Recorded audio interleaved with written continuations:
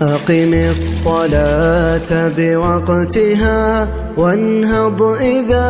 رفع الأذان الله أكبر قد دعاك الله حان الوقت حان أسبغ وضوءك وانطلق نحو السعادة والجنان سبق لها ولتحفظ سنن الروان अल्हम्दुलिल्लाह वस्सलातु वस्सलामु अला रसूलिल्लाह अम्मा बाद। बाज़ चीज़ें ऐसी हैं जिनका इर्तिकाब कर लेने से इंसान का वुज़ू टूट जाता है, दोबारा वुज़ू करने की ज़रूरत पेश आती है। 5-6 चीज़ें इस हवाले से हम जिक्र कर चुके थे।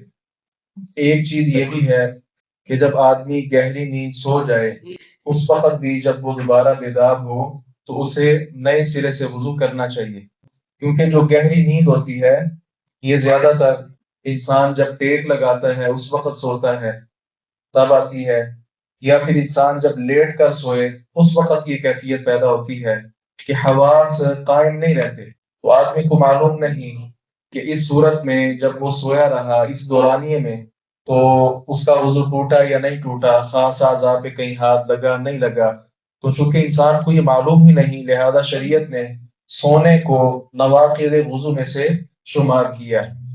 इसी तरह जो आदमी दीवाना हो जाए, बेहोश हो जाए, वो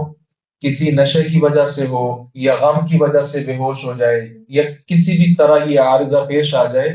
तो चूंकि जो इंसान बेहोश हो गया उसके तो होश और हवास कायम नहीं रहे, उसे मालूम नहीं कि मेरा वुज़ू बरकरार रहा कि नहीं, इसलिए उसे भी चाहिए कि जब होश में आए